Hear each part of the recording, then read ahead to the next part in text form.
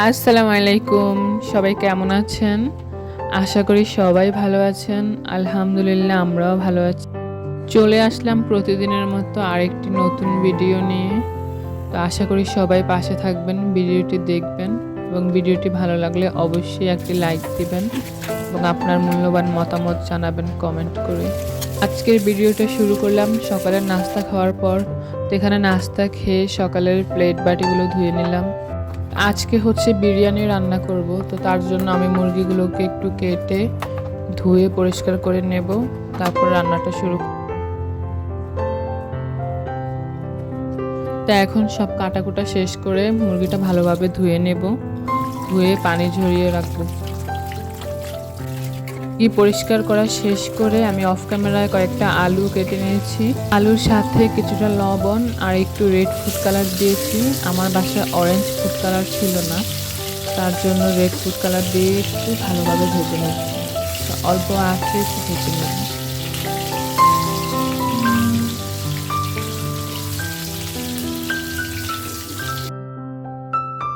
আলুটা আমার ভালোভাবে ভাজা শেষ, এখন আমি আলুটা তুলে নেব। আলু ভাজার ওই একই কড়াইয়ে আমি এখন মুরগিটা ভেজে নেব। মুরগিটা আমি লবণ দিয়ে মেখে রেখেছি, এখন হচ্ছে একটু ভালোভাবে ভেজে নেব।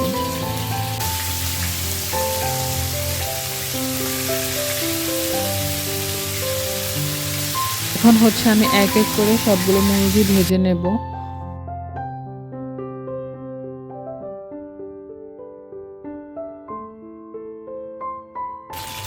তো এখানে হচ্ছে আমার সবগুলো মুরগি ভাজা শেষ, এখন আমি মুরগিগুলো তুলে বিরিয়ানিটা রান্না বসিয়ে দেব।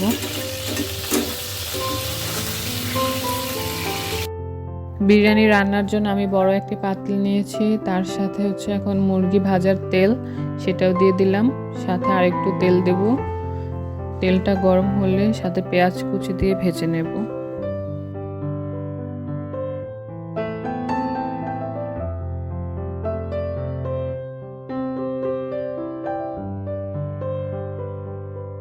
বিরিয়ানির পেঁয়াজটা ভাজা হোক, এর এক ফাঁকে আমি মশলাটা তৈরি করব বিরিয়ানির জন্য। আমি এখানে নিয়েছি রাঁধুনির বিরিয়ানি মশলাটা।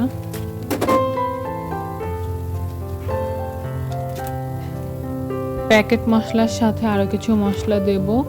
আদা বাটা দেব, রসুন বাটা,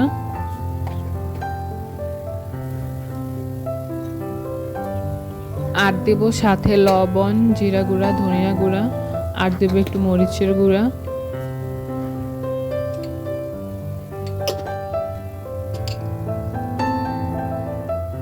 তো এখন হচ্ছে সব শেষে দিয়ে দেব টমেটো সস। এর মধ্যে আমার পেঁয়াজটা ভাজা হয়ে গেছে, তো এখান থেকে আমি অর্ধেকটা পেঁয়াজ বেরেস্তা তুলে রাখবো, লাস্টে বিরিয়ানিতে লাগবে। পেঁয়াজ বেরেস্তার সাথে দিয়ে দেবো গোটা গরম মশলা, তেজপাতা, লং, এলাচ, দারুচিনি দিয়ে দিলাম। দিয়ে এখন হচ্ছে একটু নেড়ে চেড়ে নেব, তার সাথে গুঁড়া মশলাগুলো একটু পানি দিয়ে মিশিয়ে ঢেলে দেব। মশলাটা দেওয়া হয়ে গেলে ভালোভাবে কষিয়ে নেব কিছুক্ষণ।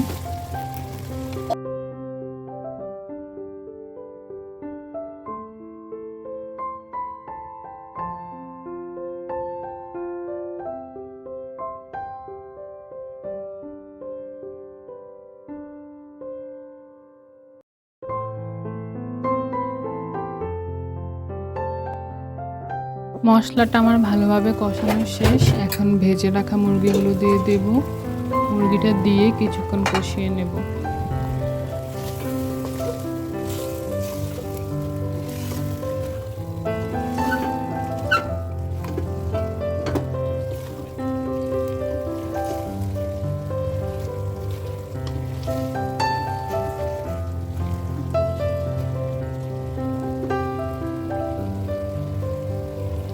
মুরগিটা কষিয়ে নেওয়ার এক ফাঁকে আমি 1 গ্লাস পানিতে কিছুটা গুঁড়া দুধ মিশিয়ে তার সাথে 1 চামচ চিনি দিয়ে ভালোভাবে মিশিয়ে দিয়ে দেব। এই দুধটা দিয়ে মুরগিটা রান্না করে নেব।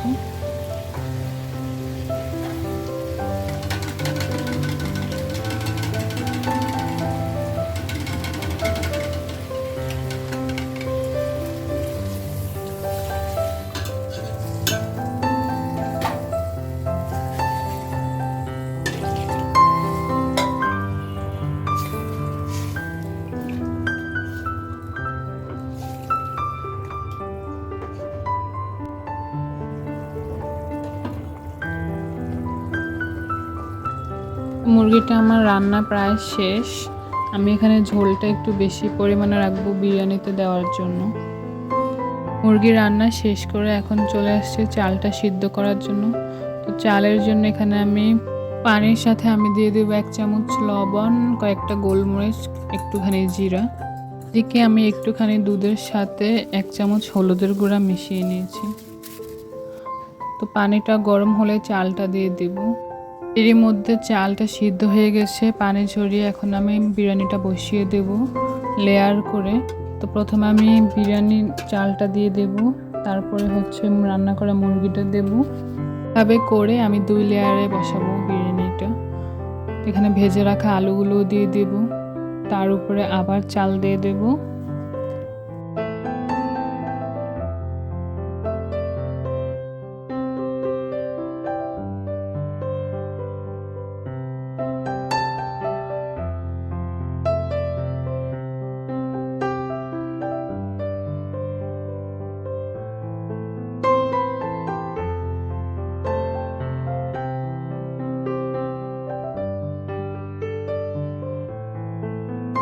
চালটা দেওয়া শেষ হলে আগে থেকে দুধের সাথে হলুদ গোলানো পানিটা দিয়ে দেব। এটা অনেকটা কালারফুল হবে বিরিয়ানিটা। তার সাথে আরেকটু ঝোল দিয়ে দেব।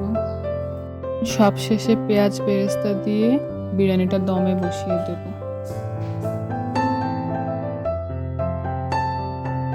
বিরিয়ানিটা দমে দেওয়ার জন্য আমি এখানে একটা তাওয়া বসিয়ে দিয়েছি। তাওয়াটা গরম হলে উপরে পাতিলটা দিয়ে দেব। এভাবে করে 10 থেকে 15 মিনিট রান্না করব, একদম অল্প আছে। বিরিয়ানিটার বসিয়ে দিয়ে এখন আমি পুডিং বানাবো। পুডিংয়ের জন্য এখানে আধা কেজি দুধ ভালো করে জাল দিয়ে নেব।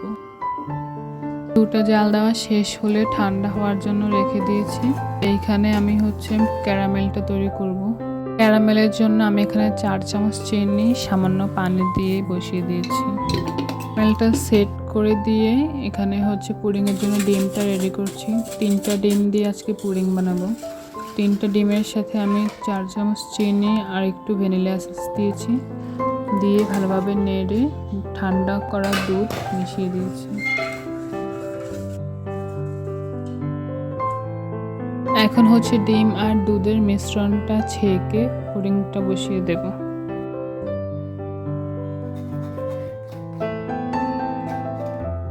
পুডিংটা বসানোর জন্য আমি এখানে একটা পাতিলে 1 মগ পরিমাণ পানি দিয়ে একটা স্ট্যান্ড দিয়ে পুডিংয়ের মোল্ডটা বসিয়ে দেব।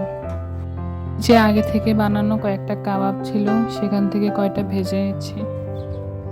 আর এই যে আমাদের মজাদার বিরিয়ানিটা রেডি। এখন হচ্ছে খাওয়ার জন্য বেড়ে নেব। বিরিয়ানিটা দেখতে যেমন সুন্দর হয়েছে, কালারফুল হয়েছে, খেতেও তেমনই মজা হয়েছে।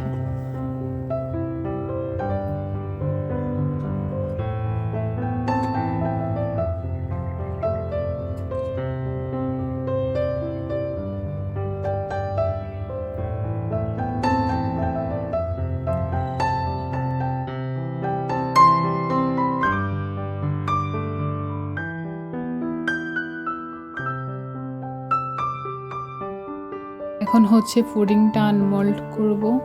তো এই পর্যন্ত যদি কেউ আমার ভিডিওটি দেখে থাকেন অবশ্যই একটি লাইক দিবেন এবং ভিডিওটি কেমন লাগলো কমেন্টে জানাবেন।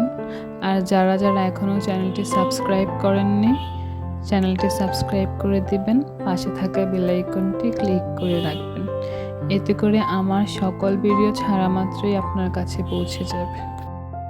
ধন্যবাদ সবাইকে। সবাই ভালো থাকবেন, সুস্থ থাকবেন। আল্লাহ হাফেজ।